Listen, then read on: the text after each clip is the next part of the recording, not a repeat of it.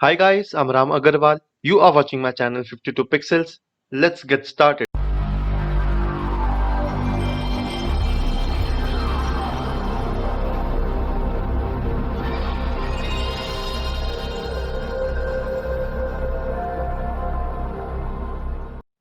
guys, in this tutorial we are going to see how to speed up your Photoshop, and I know that's not actually a Photoshop tutorial, but yeah, there are some tools in Photoshop that would make you fix up the speed of your machine and fix up the speed of the Photoshop that like on the machine that you're working on. So basically, yeah, I guess there's this is kind of a tutorial and there's a lot of help needed in this certain topic.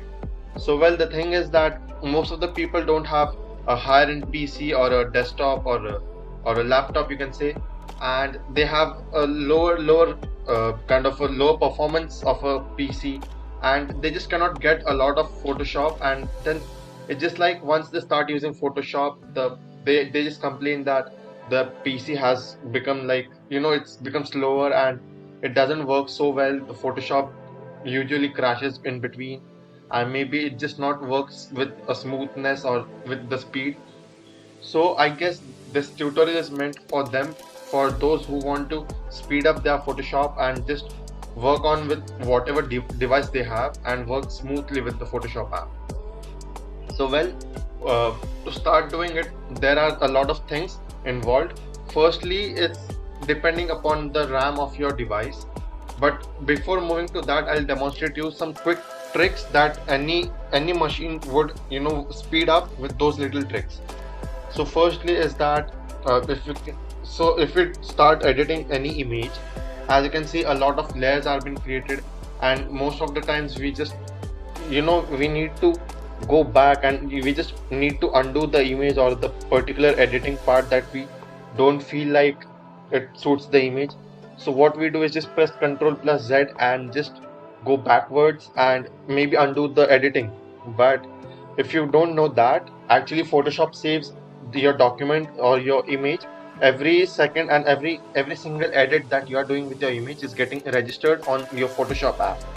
So that consumes a lot of space, and basically while working with the image, and sometimes it's like you don't need to do undo. Like, yeah, sometimes you have issues and you have to get the step backwards and undo the image, but sometimes you don't need doing that. It's because you are perfectly happy with your image, and what happens is your PC is just working too slow because the edits or the changes are getting saved quickly, and the machine is registering every single change in the image.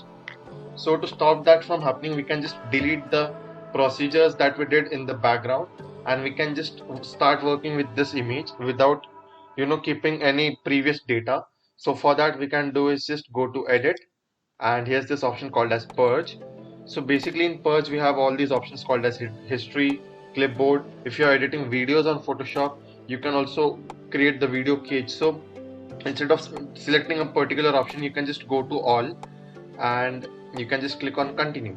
So everything that has been done in the background would be deleted, and the machine will slightly get the power, it will speed up even more and it will just perform better.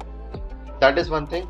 Another thing is that most of you, like me, all of you, like, prefer working with the smart objects is because of the convenience.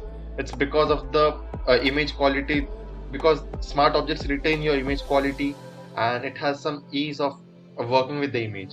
So most of you prefer working with images in by converting them into the smart object. But even in that way, I don't prefer using a smart object. It's because if a normal image is of around 1 MB, using a smart object will just increase the cage size or the image size by around 3 to 4 MB. So it would be around 4 to 5 MB, just 1 MB of image, and after converting that to the smart object, it would become 5 MB. So even that is going to consume a lot of space and memory from your device. So you can just right click on those objects and rasterize those layers. So the smart object effect just goes away and the image returns back to its normal form. That is one trick. Another trick is, again, go to edit and go to preferences and general, So here we have all these settings for our images. So over here we can go to performance, and yours might be set to default, which is consuming cache levels of 4. History states is 50, that is 50 times you can undo your image or redo your image for that matter. And cache tile size is 1 MB approximately. So 1 MB cache tile is just too much for your device. So maybe your device cannot handle a lot of that. And if you're not working with some huge pixel dimension image which contain a lot of information, or these images are like really sharp, and you know they are like, there are some images which you have shot from your camera and you are just editing your images, but then you feel like you don't want to edit your images in such high dimensions because it's just consuming a lot of your device space. So you can just go to web and UI design, and as you can see, it from 1 MB it has changed to 132 KBs, and the cache level has reduced from 4 to 2. So even this will speed up your device. Another thing is this. So suppose your RAM is around 8 GB as mine is. So from 8 GB some of the RAM is consumed by your device. So from 8 GB I have just 5.5 GB of RAM available, and out of that 5.5 GB, Photoshop is using 70% of my RAM, that is around 3.9 GB, and this is consuming a lot of space, and you know it is making my machine slow. So for that, what I can do is just reduce the Photoshop effect, and you can just make it around 50%.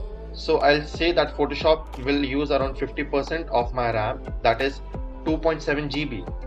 But that will speed up your device. The Photoshop app will still work perfectly, but it will just, it will just not be a smooth experience anymore. But yeah, again, it would be great if you just keep it at 70%, but it depends on the type of machine that you are working on. So if it's a good high-end device or a laptop or a PC, it would work great.